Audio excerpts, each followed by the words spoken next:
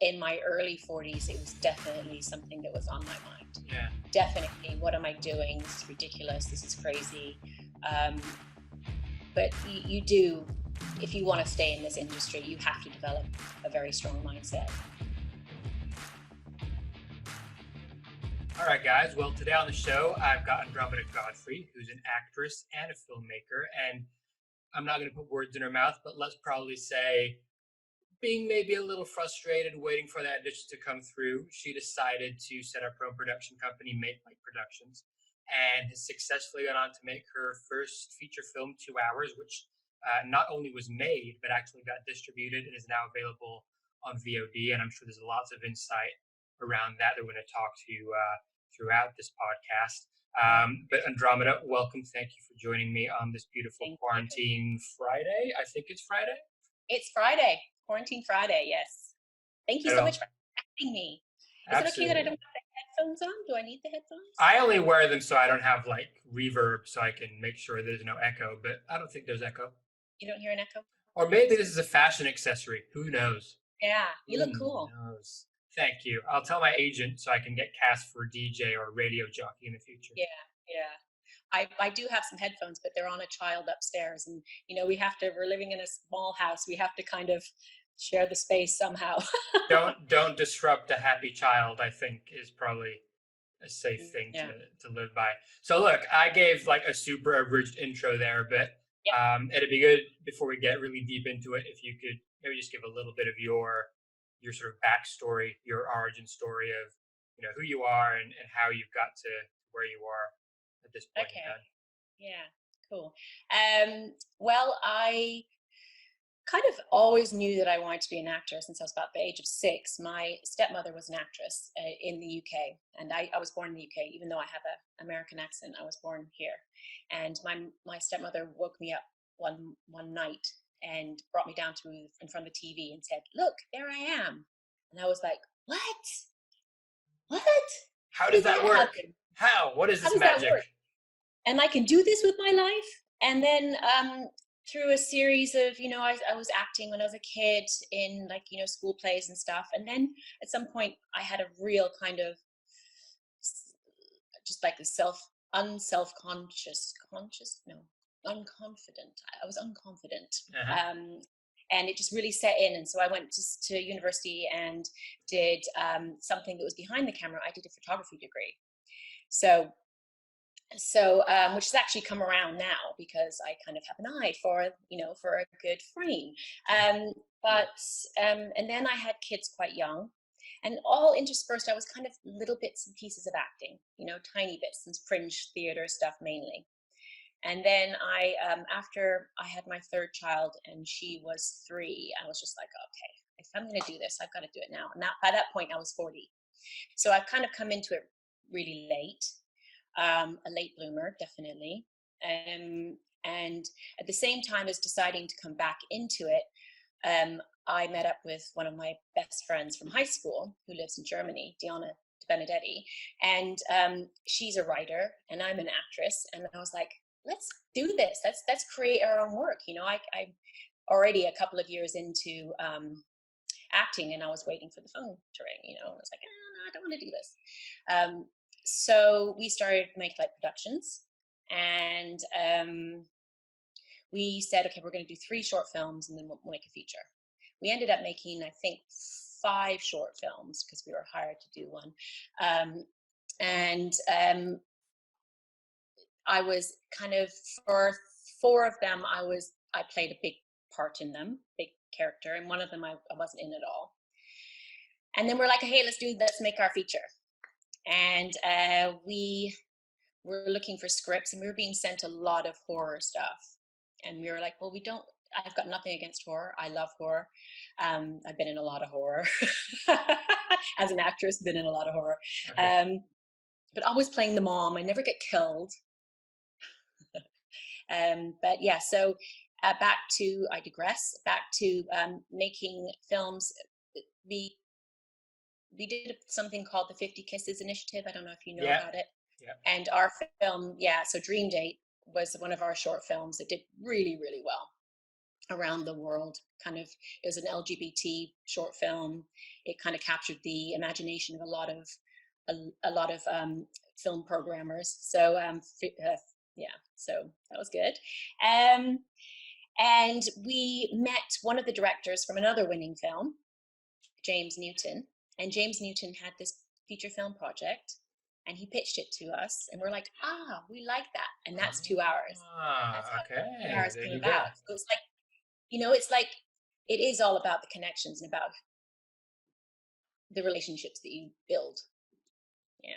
Just So being in the game. And you made 2 hours, and then, well, as I said, the rest is kind of history, although I don't think that's going to be doing it justice, because I'm sure there was a lot of blood, sweat, and tears, and more tears, and more tears in the process. Because, you're wearing multiple hats, and we'll get into all of that, I think, in sort of a later chunk of the chat, because I think that deserves a bit of real deep dive and probably lots of insights for people.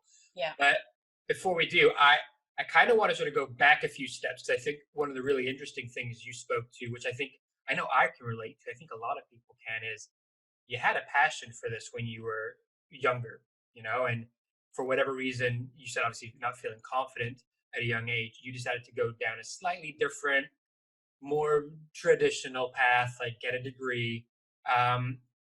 Would you change that? Do you regret that? I mean, you said it's beneficial now anyway, but do you know what? I wouldn't. I don't think I was really made, personally, my personality wasn't ready for the kind of the rigor, the rejection, all that kind of stuff. I just I wasn't strong enough for it. Sure. I know that loads of people are, but if I look back, I wasn't. And then also, I really, really enjoyed being a young mom. I loved having my kids young. So, and it was really quite important. Although I had to work, I always worked part-time. I really value that time that I spent with my kids. It was very important for me. It's more important than booking jobs or an acting career. You realize, especially in moments like what we're going through now, that family and that close knit sort of unit. It doesn't matter if you book an audition or not. So that's fair. But then obviously you said you hit 40, had your third, and thought, I'm going to do it now or never. Yeah. But what was that period like? Was it sort of an instant light switch moment, or was it something that had been ruminating for quite a while? It had been ruminating. It was like Avalon my youngest was getting to be about 3, and I was going, okay, well, I need to be doing something. I just moved down to Brighton, and I actually went and did, the book, The Artist's Way. Yeah. So I went and did a course, the Artist's Way course, with a practitioner. Okay. And I said, I want to do something creative. I know that what I want to do is creative. So I want to go and figure out what it is. And so I gave myself that, I think it was a 12-week course or something like that, to kind of figure out what it was. And it was just so glaringly obvious. At the end of it was like, oh, there's nothing else you really want to be doing. Sure. There's, I like to think that I was born to do this. So at that point, what's the mindset, right? Like, look, people can label this a sexist comment or whatever. I just think it's the practical reality of the industry, which is for a woman at that age, it's not set up for you to necessarily just waltz into the system, at least, right? Now, was that on your mind? How did you kind of navigate that? Or was that just a case of, fuck that, I don't care, I'm going to do what I want to do? Definitely in my early 40s, it was definitely something that was on my mind. Yeah. Definitely. What am I doing? This is ridiculous. This is crazy. But you do, if you want to stay in this industry, you have to develop a very strong mindset. And I don't really, I just don't buy into that anymore. Sure. You're proof. Yeah, you're proof. Yeah. But I mean, obviously there is going to be a moment where, as you say, you're processing that kind of thoughts. And did you have hacks or certain things that you did? Is it stuff like The Artist's Way that helped you sort of find some peace and then a new way to reframe that story that's more empowering? Because I would imagine there's, people even now who might want to get back into acting, male or female at that age, and they might think, why waste my time? But that's do you know what? It's all down to thoughts. We create our reality through our thoughts. And so if we focus on that, I'm too old, I'm not going to make my way into this industry. That's exactly what we're going to create. And we actually are the master of our thoughts. So if I have that thought come in, I know how now to shift very quickly away from it and focus on something else. Because I have evidence, and I've also seen other people in our industry be able to break through later on in life. So there is evidence. People have done it before. So it's not to say that I can't do it as well. It's also not to say that you have to go down the linear path that's set in front of you by the industry. Like there's not one door to kind of get to some kind of happiness as a creative, right? And I guess that's sort of where producing your own stuff comes into play as well. So you said obviously the initial idea behind it was you found a sparring partner who was a writer and you could kind of collaborate together. Was it literally just a case of you guys vibed and you wanted to just create together and you were just going to see where it goes? Or was there a slightly bigger vision of always wanting to do, features and becoming like a big production company? Yeah, there was always the idea that we were going to make a feature, definitely. And the short films, because neither of us have any kind of film training. So the short films were kind of our pre-film school. And then making the feature film was definitely film school. All right. Okay. So how, let's get into that then. Let's get into sort of the feature film experience and how that's your version of film school. Because I find that interesting. I mean, with the TV pilot I did 4 or 5 years ago, we label that as our version of film school as well. So I kind of find it really curious that learning on the job is sort of a great way of bypassing film school to a degree and just learn by doing. What's the biggest or some of the biggest takeaways that you've had from that process? Well, for a start, Deanna and I were on set the whole time. We were kind of there. We definitely were there the whole duration. So we were able to watch every team working. We had a really big team, and we were able to watch and learn as we went. So definitely be on set as much as possible. We definitely weren't the kind of producers that just kind of popped in and said hello and how's it all going. We were there the first ones there and the last ones to leave. So definitely be there. But I mean, it's like there. I mean, this question is so. The takeaways it's just there's so many takeaways. Sure. There's so many things I wouldn't do again. But that's how I think everyone I've spoken to says that every film comes with its set of challenges. So you're constantly learning, you're constantly growing. You're never going to get into a situation where you think, this is great. It's like you're constantly winging it. Yeah, I think this idea that people maybe have of once you get to that level where you have $1 million budgets on your studio film, that it becomes easy and you don't have the same sort of setups or challenges is false. Yeah. I mean, I had to come back from the States last summer to the UK on a boat on the Queen Mary. And it just so happened that on that boat, Steven Soderbergh was filming his new film with Meryl Streep. And you're like, oh my God, Meryl Streep, Steven Soderbergh, Netflix, huge budgets. But then when you went and saw how they were doing it and how they were shooting the thing, it was about 10 to 12 people. They had no lighting. They were just using a camera and it was on sticks.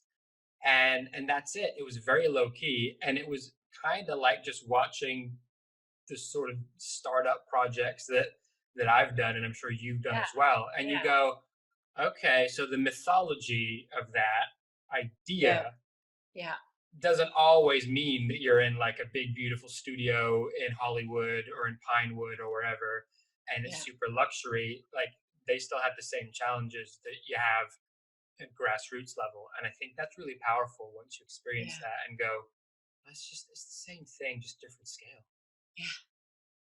Yeah. Oh, an experience for you. I know, right? It was a bit intense.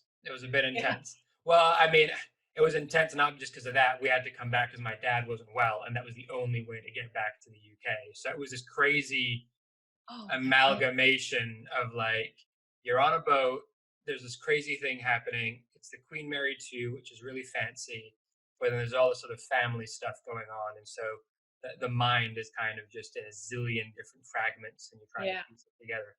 Wow. I've been told I should make it into a film, but I think before that, I'm going to go through a little bit of a sort of uh, just a little bit of a breathing period just before Yeah. I just. Do you get that? Do you get people kind of now coming to you and saying, oh, you had this life experience, make a film out of it? Yes, yes. Well, actually, funnily enough, I have had a life experience that I want to make a film out of. Okay.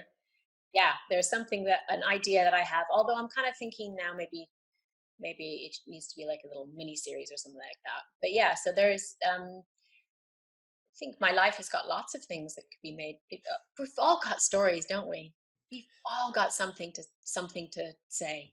And is that, I mean, I feel like that's why we get into acting and then ultimately making films ourselves, right? Because we all want to just express. I'm Yeah, assuming that's the big driver for you, right? Like absolutely. it's got to Yeah. be. And was there a point where you were looking at that audition process and just being an actor and feeling maybe unsatisfied or anything, or just kind of looking and going, how long do I have to wait till I can? Oh, sorry. It paused. It's back. It's back. It that. Yeah. So what was the question? It was just, I was basically saying, was there a point when you were, waiting for auditions as an actress where you were kind of feeling unsatisfied at all and sort of having that notion of how long do I have to wait till I can tell my stories? Yeah, no, it's there's still that feeling. There's still that feeling, and I think that's kind of one of the things that's really come up for me during this period of our quarantine is that I we're working on a couple of other projects right now, a short film and a feature, and they're really great, and we're working with some fantastic female writer directors. Um, but there's kind of like this kind of thinking, but I'm not telling my story, and Deanna's not, Deanna's writing up a storm, and she's so focused, and it's fantastic, but it's like, when is that story? I'm eager Mm. to start making our stuff again, because we that's why we started up this production company, was to do our stuff. And I think it's really this quiet time is maybe go, I've got stories to tell and I want to tell them, and finding an outlet for it. Yeah. And the outlet part's interesting. I mean, as you said, that my mind immediately went to things like distribution and kind of that. I know that's not what you meant. I know you meant creative Yeah. outlet of just doing it.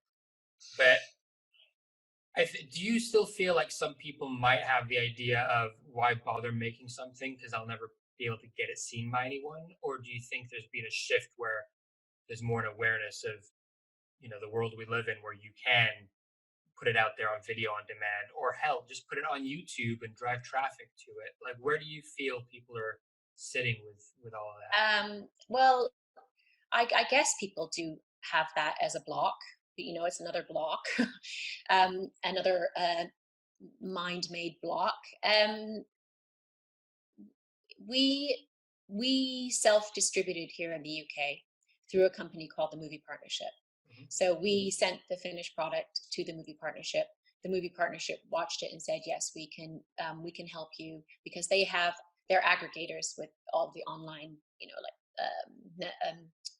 they do have links with Netflix, but Amazon, iTunes, all of them. So they kind of help us to get our film onto those platforms.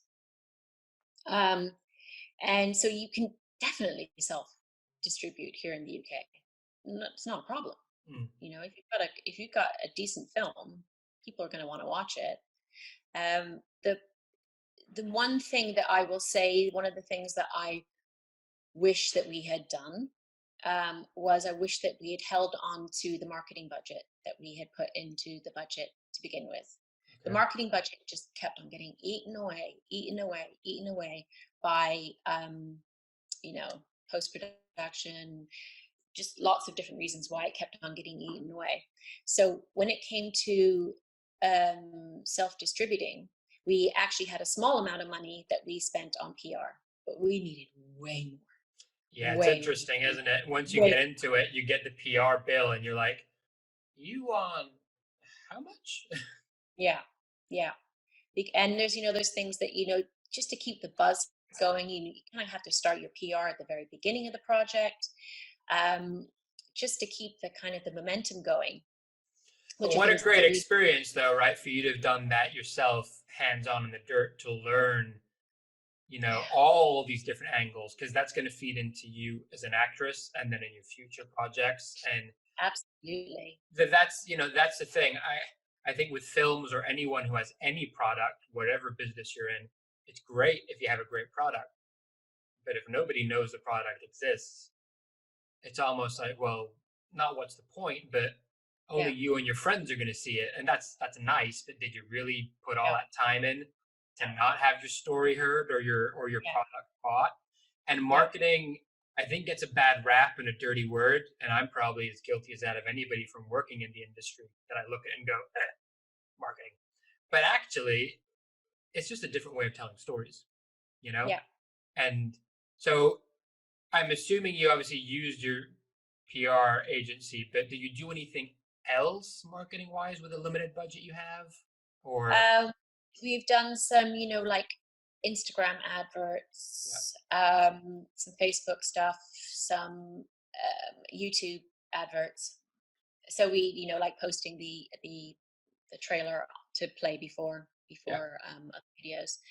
So we did things like that. Um, just tried to keep it going as much as we can. We're two people. It's Wearing there's 752 hats. yeah, wearing 752 hats. Oh my gosh. It's always the way. It's yeah, it is. It's always the way, yeah. How did you find that whole process wearing multiple hats? Were you able to sort of distinguish between different ones at different times, or was it always a little bit of a on edge juggling act with it all? Well, interestingly enough, I don't have a very big part in the film, but I've got a cameo in 2 hours. And I did actually ask the director if I could have a bigger part, and he said no. He didn't see me as the character I wanted to play, and Fair I was enough. like, okay, all right. So, It was a very humbling experience. on your own film. Yeah, on my own film. But it was, um, yeah, it was a little bit disappointing, but I got over the disappointment. In actual fact, I'm really happy for this, my first feature, that I didn't have a bigger part, Mm. because it took every ounce of my energy and my commitment and my showing up every single day. From we had like 6 hours of sleep every night, just like zonk and then up again, just like on a treadmill. So but my cameo was in the Natural History Museum, Awesome. and that was our most expensive location, most expensive block of filming. Mm. It was one day, and my scene was shot the very last. It was like coming up to midnight, and my scene is being shot last. And I'm aware that if we go over midnight, we're going into overtime. And No. yes, and so there was that kind of. I did actually find it a little bit challenging to switch and go into this little part that I had and get the words out of my mouth correctly. I was like, oh yeah, yeah, yeah, yeah, yeah, yeah, thinking about the clock. So yeah, so I did actually find that a little bit challenging. I don't know if I would find that so much more challenging on the next film, because I definitely want a bigger part in my next film. Um, because I think I would understand what it takes, and I'd have a system in place so that when I was acting, I would, I'd know that everything was being taken care of. And I think But also yeah, when you do the first project, even though you had a great team around you, it is still a little bit like all hands on deck because it's the first one. yeah, Whereas now you've got that proof behind you. You can yes, hopefully get a slightly bigger team next time, keep the core people, but then you yeah, start. It's like with a startup business, you start with one or two people in a basement. And then yeah, eventually maybe you can hire some people to come and take some of the jobs off your yeah, hands who are specialists in that too, right? But yeah, you gotta get in there hands dirty first. And yeah, I can relate. I think you need to yeah, be able to try and switch from one hat to the Yeah. other, but it's not that easy. Yeah, no, it's not as easy as I thought it would be, actually. Yeah. So, how have you found this now coming out the other side, just from an acting perspective? Because I know I had some huge changes by making my films, just how I then saw stuff from an acting point of view. Has that shifted for you as well? And do you perceive things maybe in a different way as an actress? Do you mean like watching stuff, or do Uh, you mean? or the process, I suppose, like when you're in the audition room or when you get a script, Yeah, or just understanding where you fit within the narrative of whatever the role is you're being offered. absolutely. I mean, I understand so much more the casting process. Yeah. From because I was very much involved in the casting process, and it's it's so random. The Mhm. randomness of casting is it's it's like, well, actually she looks better with him, so we have to go with her. I understand that so much better. And I take the whole casting thing a lot less personally. Oh, I didn't get the job because I'm not good enough. Yeah. I didn't get the job because of a myriad of reasons I have well, I which I will never know. Yeah. So that's been an actual a blessing. A blessing this Has time. it helped you feel a bit more free when you're in the audition room now, just to be like, well, screw it, I'm going to do whatever I want anyway? Yeah, absolutely. I mean, that's the kind of thing that we're meant to be doing anyway, isn't it? Going into the audition room and giving our whatever take on it, and hopefully it's something that rings true. And yeah. It is, but I feel like you said before, we're wired with different stories as we grow up and get into different parts of Mm, our life, and we can maybe conceptually understand that that's something we should be doing and maybe even get taught it. But to then mm, execute on it in the moment isn't always that easy, because we might have other programs subconsciously that are just firing, that are maybe jeopardizing that, until maybe you go through an experience like what you had, where then you can see it through a different prism and go, mm. oh, well, actually, like, the stories I was telling myself were just complete like bullshit. Because Yeah. and maybe it does take something like that. I don't know. I think it did for me as well, so I can't talk to whether you can Yeah. get to that point without it. But um, I do think that it shifts your perception of where you fit in the game. Yeah, well, the what casting directors always tell us is that they want us all to get the job. They want us all to get it. They're not pulling us in just for just for Sure, you know. They want us. They want us to be the one that's the right one. sure. So that really does help, I think, having that mindset. So for someone who is an actor who's not even considered delving into this whole world of producing your own thing, maybe just thinks that the way to do it is that linear, get the agent, audition, audition, audition, and hope for the best. What would you say to them in terms of maybe opening their eyes up to considering making their own content? And would you say it's something you should definitely do, or is it actually just a nice option as opposed to a must in this day Uh, and age? I, from my point of view, it's a must. Yeah, Just because we are. I don't like to use the word control because I think control is not the best word, but we um, are are are already steering people into seeing who we are.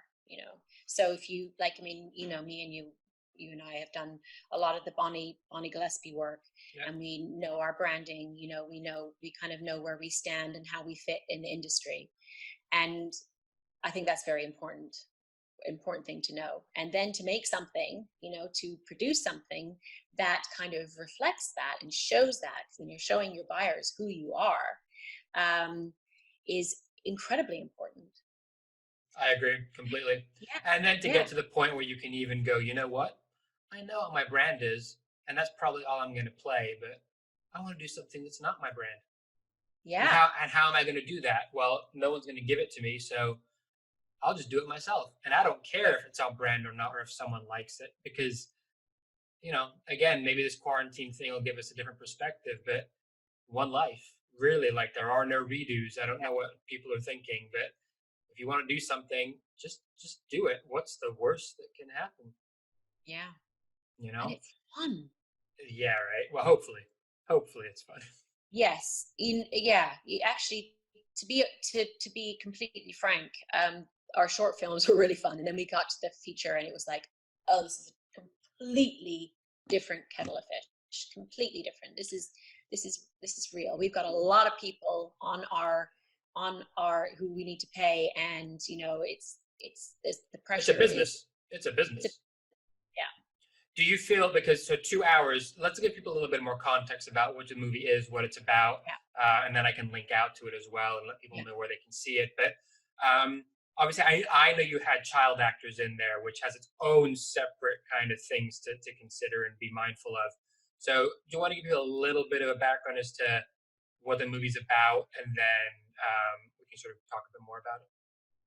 So 2 hours is a family adventure about a boy called Tim who inadvertently finds out he's got 2 hours left to live because he steps inside a mad scientist's new invention that can time the death of any living organism, never been tested on a human.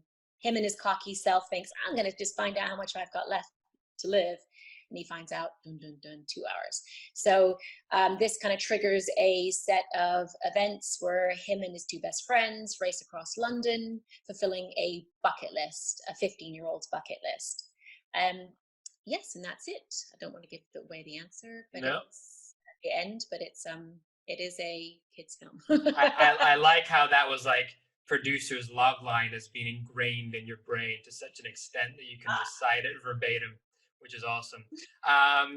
But obviously, you were working with kids, right? On this, were they teenagers playing younger, or did you have to go through the whole licensing and school time conditions around hiring child actors for that? No. We got kids that could play 15-year-olds that were 17 and above. Right. To make it. In fact, one of our Tim's younger sister, Shona, was played by a wonderful actress called Fabienne Bellini Castle, and she was playing a 13-year-old, but she was 19. There you go. Yeah, she just looked young. The joys of being able to be a producer and not have to deal with some of that stuff, right? Yeah. Okay, and so, I mean, with that film, obviously, then you went on to distribute it. You spoke about using the aggregators. For people, I guess, who might be a bit more interested in that side of things, what sort of advice or tips do you have for them in terms of just where to start? Like, did you wait for your feature to be finished and then approach them, or did you do it earlier? Would you do it earlier? What's the hot take? We did not get a sales agent on board until after the film was finished. And we have a sales agent called Resonate right now.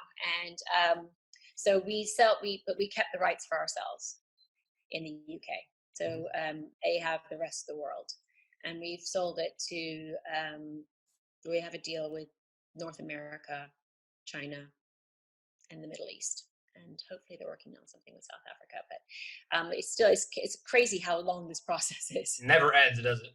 It never ends. But if I can just go back one little part before this is part that's called the, oh my gosh, I can't believe it's missing from my brain. But there's a part where, oh my gosh, I don't know where it's gone. Make up a word. We'll just make up a word.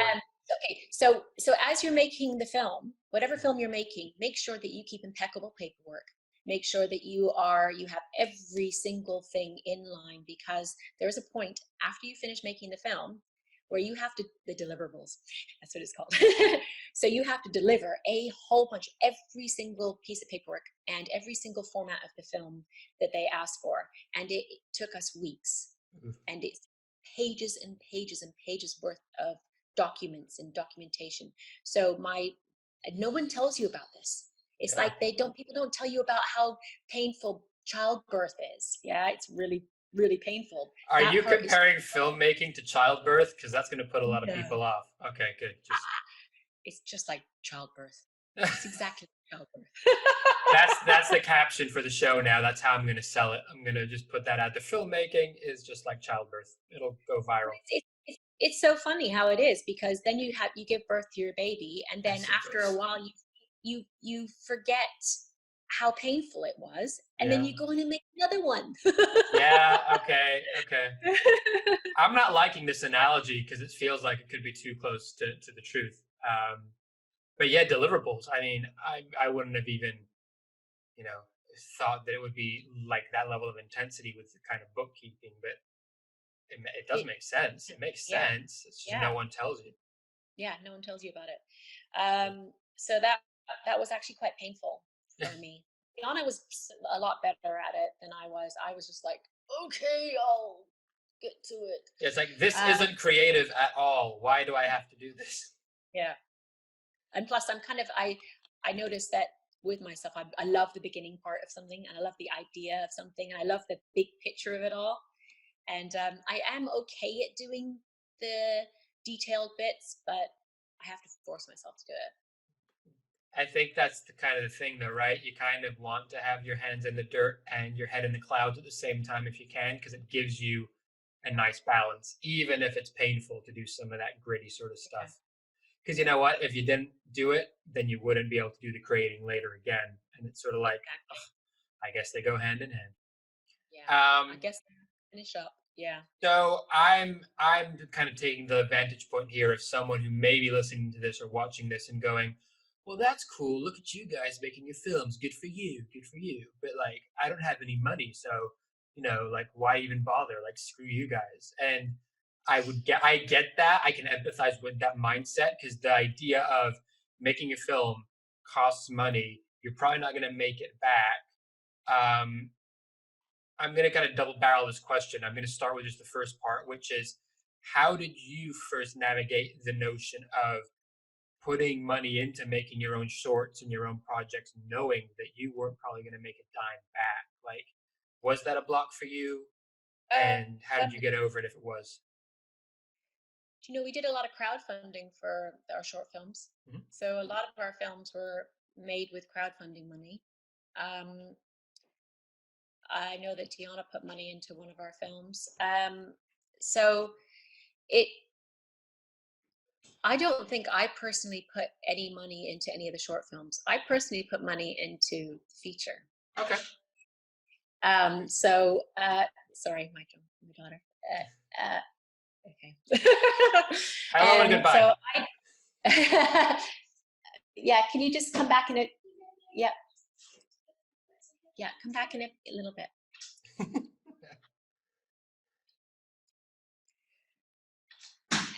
Okay, so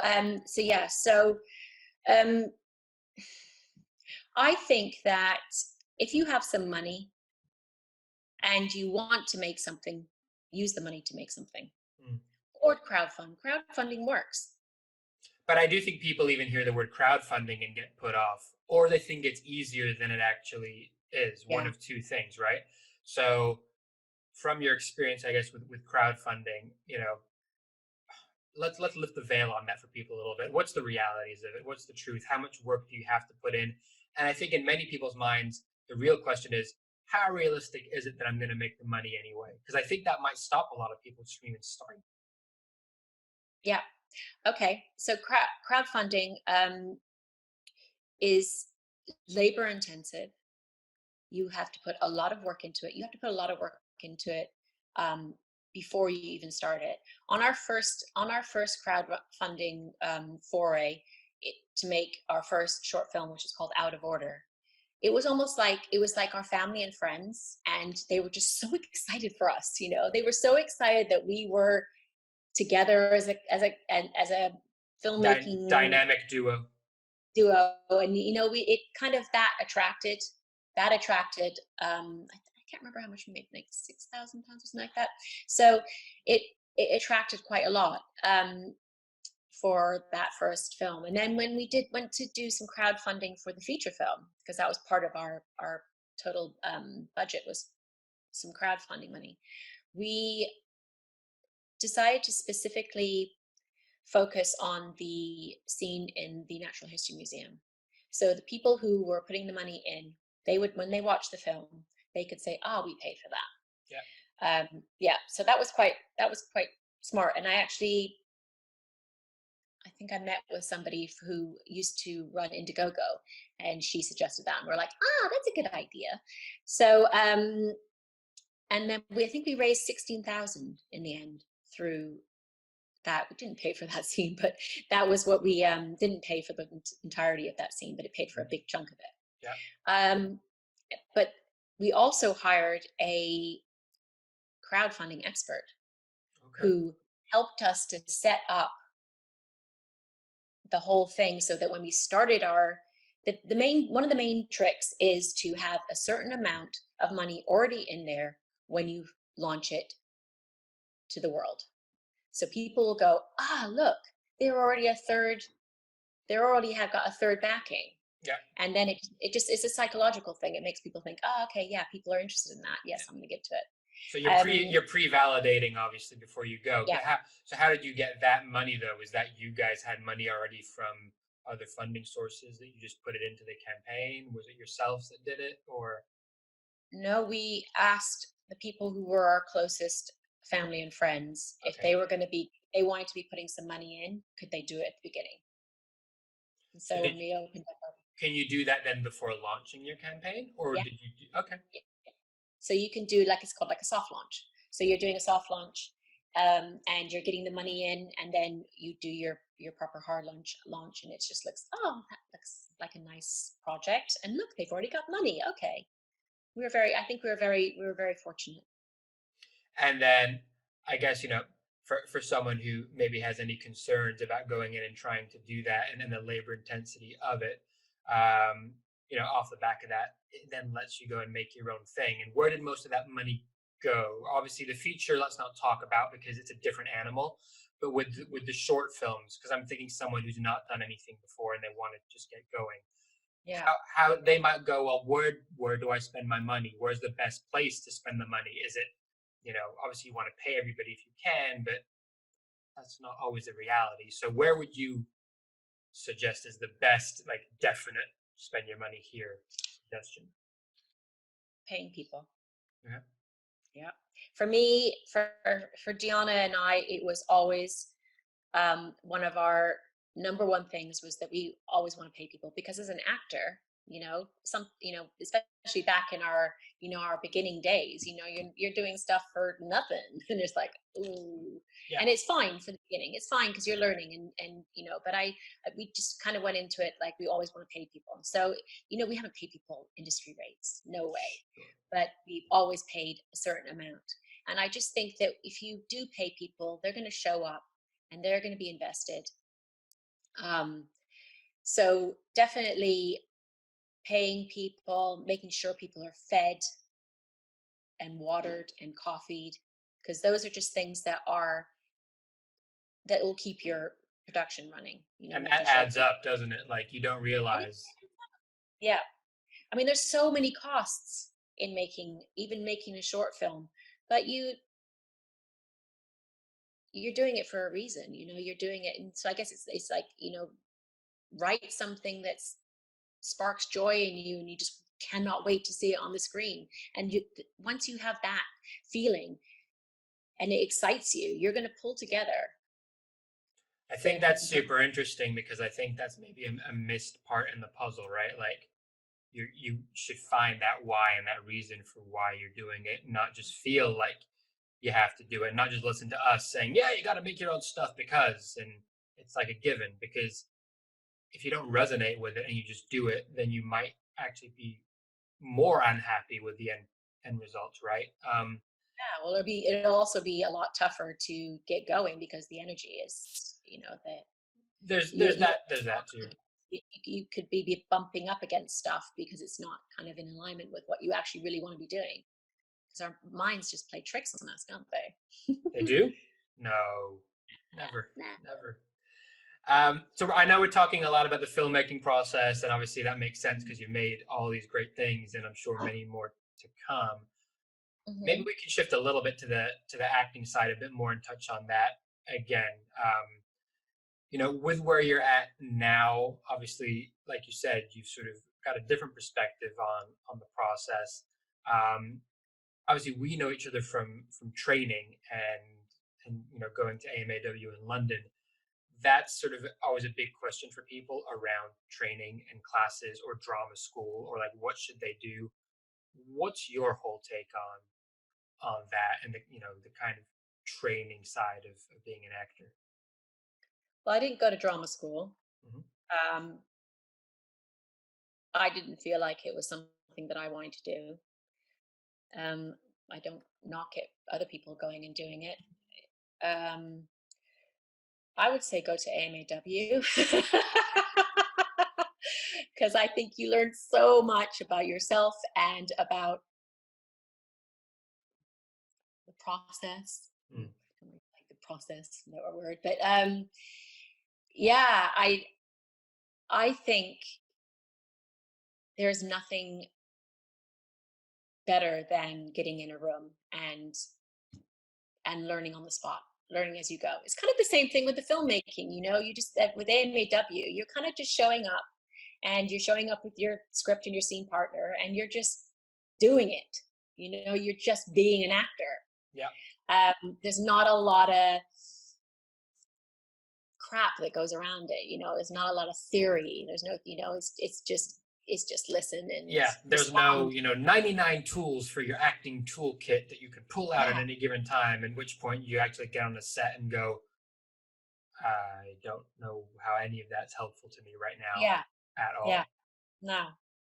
And I think it's because there's no judgment, for the most part. There's no real judgment in the studio. So when you're there, it's weird because you sort of feel like you're expecting to be judged at the beginning, because that's normally what happens.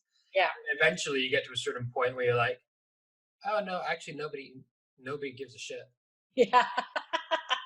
No. In like the best way possible. And actually that's sort of, at least for me, being an interesting reframe for life in general. Because really, okay, for me, my stuff's the most important shit in the world. And for you, your stuff's the most important shit. Like that's how we're wired. We have the ego that's going to make us think that way. But actually, outside of maybe a core group of people, no one gives a shit. Yeah, that's exactly. Yeah, no, totally. It really has helped me in life as well, learning that kind of like no one gives a shit what you're doing, what you're thinking about. That's why, like, I love trying to embarrass my youngest by dancing down the street in ridiculous ways, because no one gives a shit. No one's looking at you. They're all in their own heads. Well, they are in that little moment, right? But after that, it's like they're not going to remember you. All that you might remember is that moment. And then it's sort of the weird sort of, you can head fuck yourself over it, or you can go, look, this is the way I always think about it, which might sound morbid, but if after people like Prince and Michael Jackson died, people mourned for a few days or maybe a week or 2 weeks max, then it's like on to the next news cycle. Old news. If they are literally brushed away that quickly, the rest of us shouldn't be hung up on anything. No, I mean it's a short little life. Live it. Pretty much. Awesome. Well, listen, I have a little section at the end that I always like to do on these things, which is just 10 questions.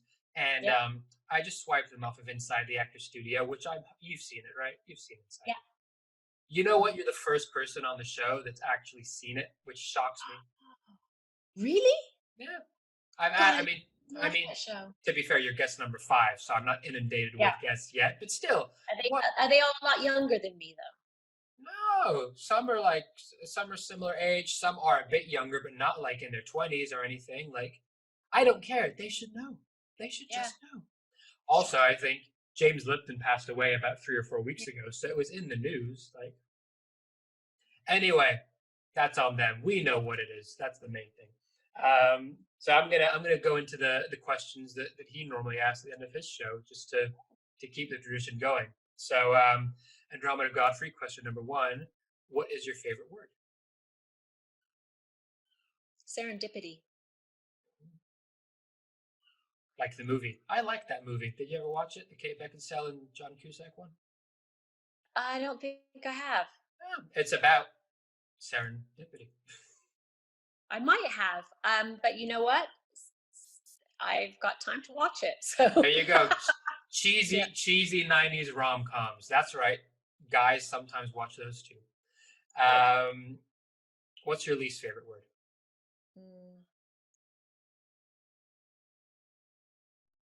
Pessimism. What turns you on in a spiritual or intellectual kind of way? Being mindful. And what turns you off? Being unmindful. What turns me off? Rudeness. People who are rude to other people who they don't know. Oh.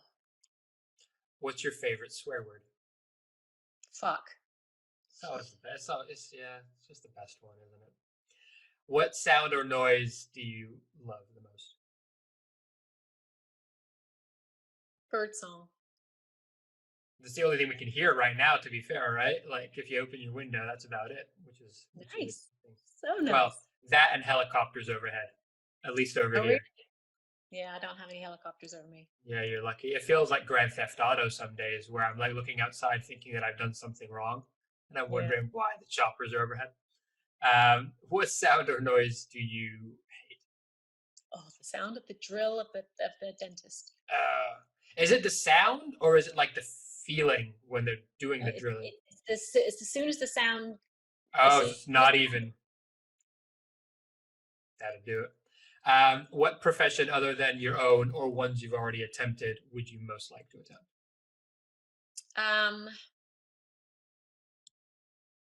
I'd like to be, if I didn't do this, maybe something like a cosmetologist. Is that one, the person that does the skin? I'm just going to say yes.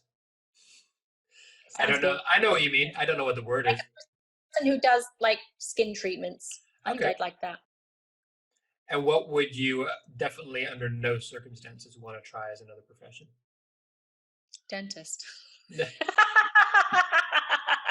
That horrifies me, going into people's mouths. But I like the idea of going into skin, but not. Yeah, I was going to say, like, there's not a radical difference beyond the fact that you've got a pneumatic drill in one of those roles and you don't in the other, I suppose. So interesting. Yeah. Okay, finally, when it's all said and done and all the smoke's cleared, what would you like the story of your life to be? I loved. I loved and I was loved. I love and I was loved. Beautiful. I like that. Awesome. Well, listen, thank you so much for coming on. I'm going to give the last sort of few moments here over to you. So let the people know where they can find you, where they can connect with you. I'll put all the tags and everything in the descriptions, and then let them know what you've got going on at the moment. Shout out to any projects or anything that you want to give a bit of a plug to. The floor is yours. Okay. So you can find me on Instagram at Andromeda Godfrey, Twitter Andromeda 23. Wouldn't fit my whole name. Can't fit Godfrey, Andromeda Godfrey in my Twitter handle. I'm on Facebook, but don't really use it. So that's and you can find 2 hours on iTunes, Amazon, Google Play, Microsoft, YouTube, and it's 2 HRS. What's the dot colon? The colon? Yes. Yeah, 2 colon HRS. Yes, it's a tricky title. But go and watch it. I mean, you've got the time. You've got kids. It's a great kids film. It sounds like a perfect kids film. It sounds like Jumanji meets Back to the Future with like sort of a death clock on it. Like kids are gonna love it. Yeah, no, it's really kids do love it. And I think, in times like this, we need to watch adventures. Adventures are good. And what else do I have to say? Projects wise, things are kind of quiet. Yeah, I don't know if I've got anything really to share right now because they're all very, very early days. But you've done enough already that people can keep themselves busy watching Andromeda Godfrey movies for at least the next few weeks. So Oh, absolutely. Yeah. I mean, I'm in a film on Netflix called Oh, Ramona, Awesome. which is, it's a coming of age, sexual awakening, teenage thing. I play the mom. I really loved playing that character. I loved it. She was a lot of fun to play. That's out now? That's out now on Netflix. Awesome. Yeah. Wonderful. Well, listen, Andromeda, thank you so much for joining me. I think there's loads of insights here for anybody who wants to listen or watch this, even if it's just little nuggets of how to make your own film, how to get over your own barriers. Just go for it and tell your stories, I think, is the biggest takeaway of this one. So, guys, connect with Andromeda online, check out her movies, and, if you take anything away from this, it's get out there and just create, just make your stuff and tell your stories.